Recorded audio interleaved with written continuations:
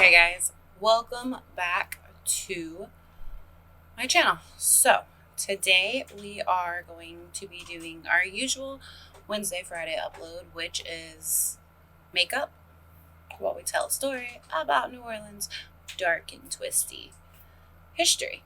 Today we are actually going to be talking about the Axeman of New Orleans. His reign of terror was from 1818 to 1819, and while it was short-lived, it was terrifying. So we're going to go ahead and get right into that.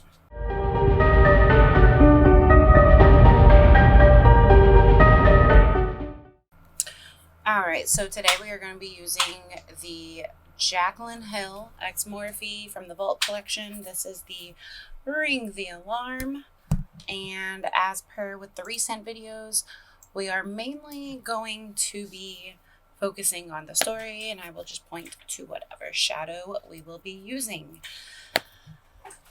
Okay, so if the Axeman of New Orleans sounds familiar, it's probably because you have heard his name before.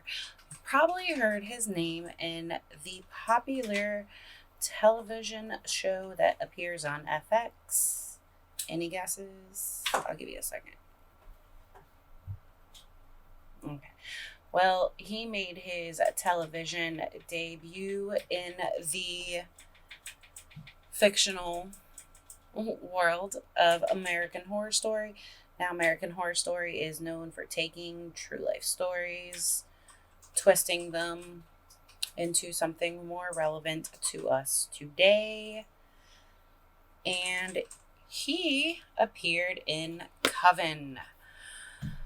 Now, his story is very similar to the one in Coven, in which he was a saxophone player that was also a murderer that thoroughly enjoyed jazz. So you might be wondering how he got his name, the Axeman. So when he would commit crimes, we're going to get into detail about the crimes, but when he would commit crimes, he would generally use whatever was around the house. He would never use something he brought. Typically, what he would find around the house was that of an axe. We'll dive into Coven just a little bit because he did play a crucial role in Coven, and he was the spirit. If you haven't seen Coven, American Horror Story, there's going to be a few spoiler alerts. He was the spirit that Zoe, Queenie, and Nan had contacted through the Ouija board. See, kids, this is why you don't play with Ouija boards, as I go play with Ouija boards.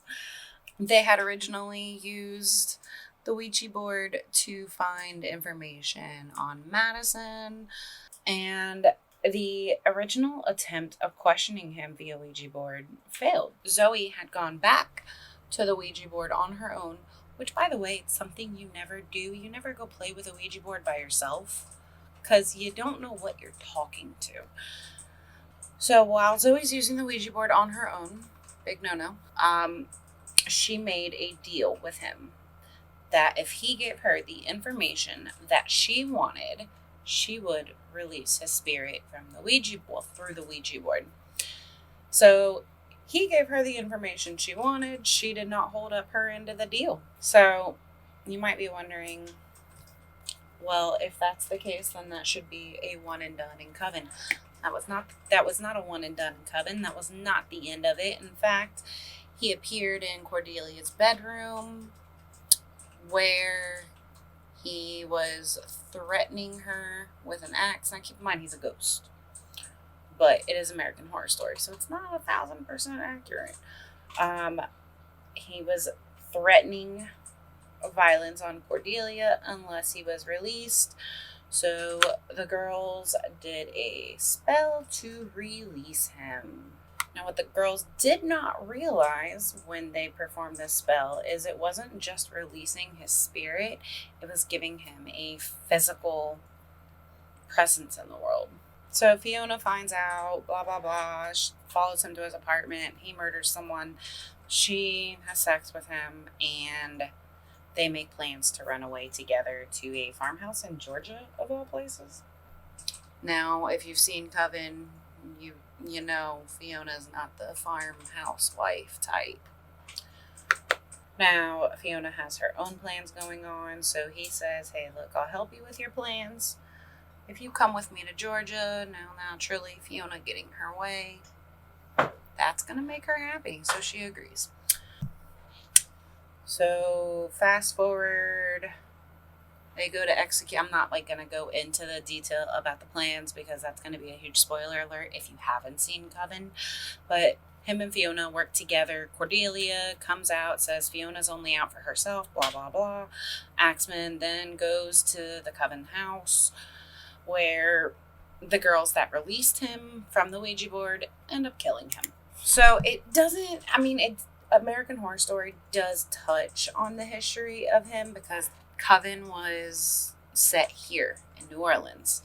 So it does touch on his history, but it doesn't go into deep detail about his story. That is what we are going to do. We are going to dive deeper into the Axeman of New Orleans. I know everyone, if you have seen Coven, you're like, well, how if I didn't mention Coven, you'd be like, well, how come you didn't mention Coven?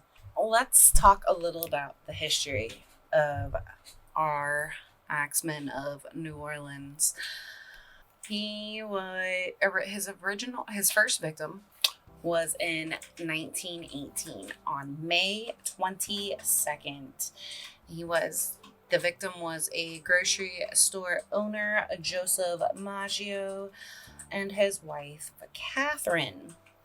They were discovered in their bed, lying in a pool of their own blood by Joseph's brothers who lived next door. Their throats had been slit with a razor blade and their heads bashed in with an axe.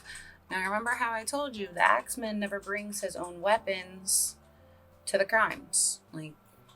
He is one of the serial killers that is just known for killing with whatever they have on hand. Now, why that happened to be an axe, I'm not sure. I'm not sure what was going on in 1918, 1919, where everyone felt like they needed an axe. But I feel like if after he's dubbed as the Axeman of New Orleans and he's killing people with axes, no one would keep axes at their home. Maybe that's just me. Anyway, Catherine's throat had been slit so deep that she was nearly decapitated. So you might be wondering, okay, so he killed them in their bed. How did he get in? So and you'll notice this trend. He chisels his way in through the back door. The murder weapons left at the home. So the axe was left in the bathroom and the razor was thrown into the neighbor's garden. No valuables were taken, so that immediately told cops this was not a robbery. This was simply a murder. After that, police looked into Joseph's brothers, and there were numerous arrests, but none really took hold. So while there were numerous arrests, none of these arrests stuck because there was no evidence to say, hey, Joseph's brother did it. And everyone that was arrested for suspicion was eventually released.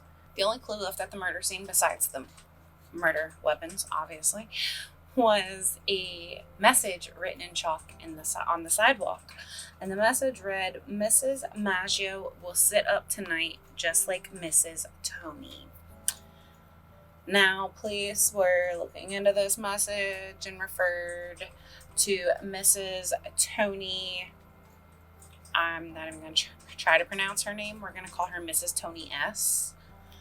Who was a number of grocers of Italian descent that were killed and attacked during 1911 and 1912. Majority of those victims had died to a gentleman wielding an axe. But besides this message, there's no evidence linking those attacks to the ones that we know for a fact are the Axemen. A month goes by, there's no murders. The Maggios are the only ones that have been murdered by the Axemen. And then on June 27th, a baker named John, I want to say it's Zanka or Zonka? Zanka? John Z, was going to make a delivery at a grocery store. Are y'all seeing a trend?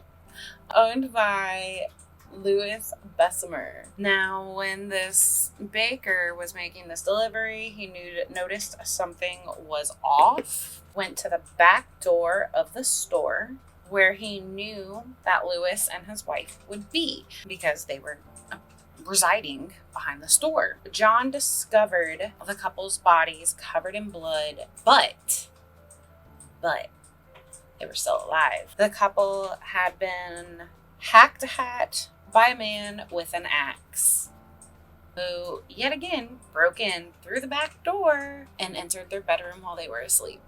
The axe had also, no plot twist going on, it had belonged to Louis. And it was found in the bathroom yet again with no valuables taken.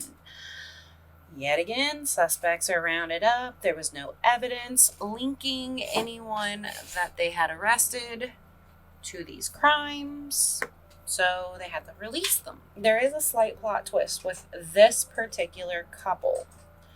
Upon further investigation, it was revealed that Harriet, who was attacked with Louis, was not actually Louis's wife. She was his mistress. Of course, the media had a field day with this, like the media does. I feel like they take something and they gone. And all that really did was just muddy up the investigation, which made it even harder to make an arrest. Now, so far, there has been 4 attacks, 2 deaths. 2 months after the attack, Harriet actually dies from complications from her injuries that were sustained during the attack on June 27th.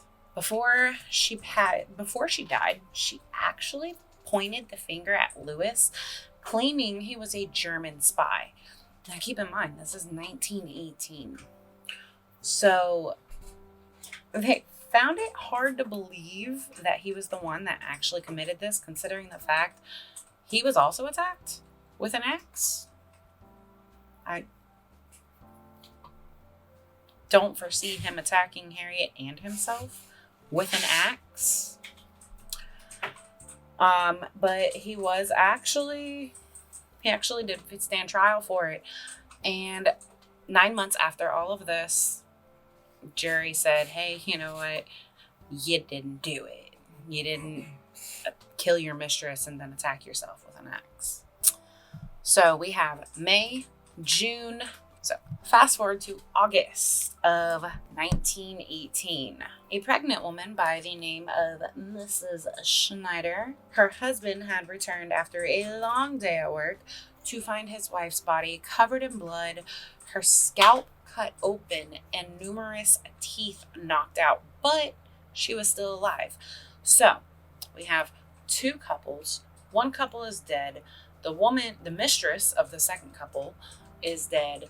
And now we have Mrs. Schneider. So we have 5 people, 3 deaths, 2 still alive. After a few days, Mrs. Schneider regained consciousness at the hospital and recounted seeing a dark figure looming over her after she was waking up from a nap. And she did remember seeing an axe. Mrs. Schneider was pregnant with a little girl. Thankfully, her attack did not injure her child, and she actually ended up giving birth not too long later.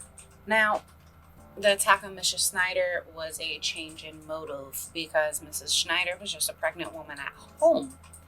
The last 2 couples were grocers, and she also was an Italian like the last 4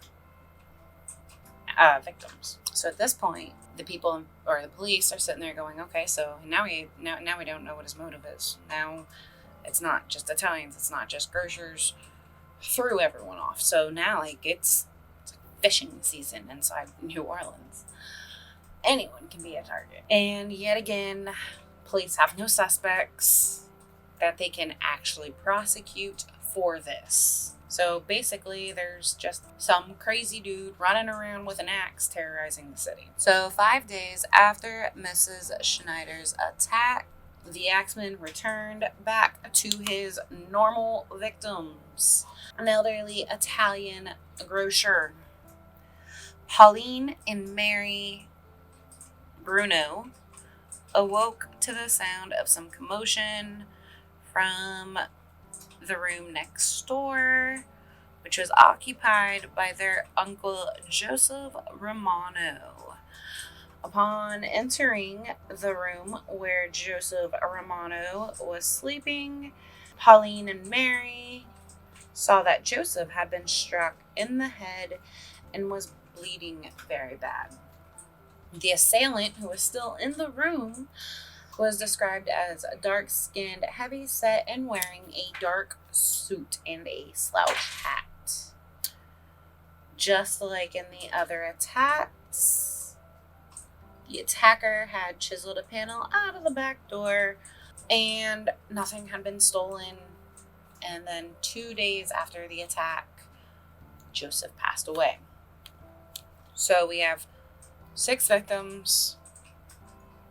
Technically 7 victims if you want to include the unborn child, because she was in her mom's belly when her mom was attacked, but the child was never injured.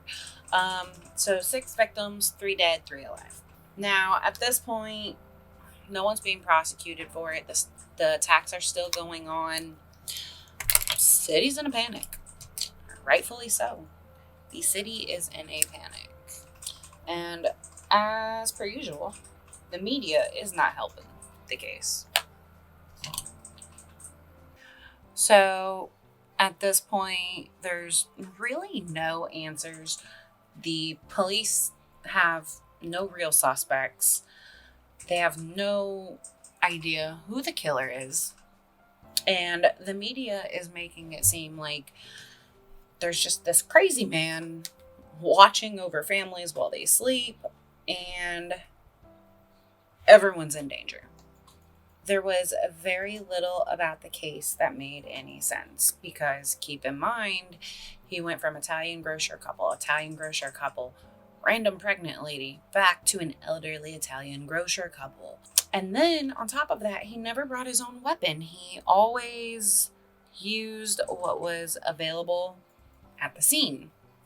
And if it was an axe, it was always left in the bathroom.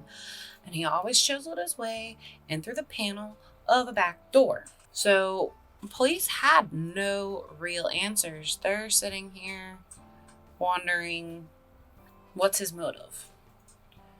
What has all these victims connected? So they're just as confused as the rest of the city. All right, so the last story we are going to talk about is, before we turn this into a 2-part, because there's a lot of information, and there's a whole letter that he wrote to the Times-Picayune that I want to go through, but unfortunately there's still more to come. So we're going to have to make this a 2-part video, otherwise you're going to be sitting here for 2 hours. So the Axeman takes a 7-month hiatus. Like, he doesn't attack anyone or break into anyone's house for 7 months. And the next attack he makes is quite possibly one of the worst. He attacks Rosie and Charles Cortimiglia. I think that's how you pronounce it. Rosie awoke to her husband, Joseph, fighting off the Axeman. Unfortunately, it was a fight that Joseph lost. He ended up taking numerous blows to the head and suffered a fractured skull. The Axeman then turned his attention to Rosie, who was cradling their 2-year-old child in their arms. The axe came down on both of them, killing the child instantly and fracturing Rosie's skull.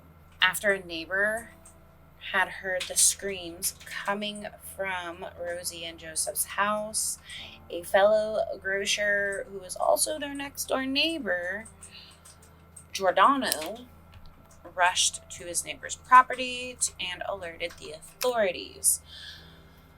Unfortunately, both Charles and Rosie survived and made full recoveries, but their daughter did not. Rosie actually ended up pointing the finger at the very person that came to help their next door neighbor, Giordano, because he was a rival grocer. And she pointed the finger at him and his son, Frank. Both of them were charged with murder and found guilty.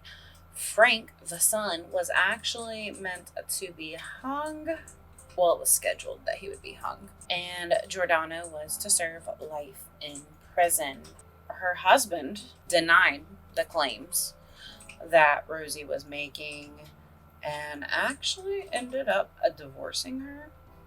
Nearly a year later, Rosie recanted her statement. So she claimed she gave it out of guilt, or not out of guilt. She gave it out of spite, and jealousy. Now, thankfully, Frank had not been hung. He was scheduled to be hung, but he had not been hung.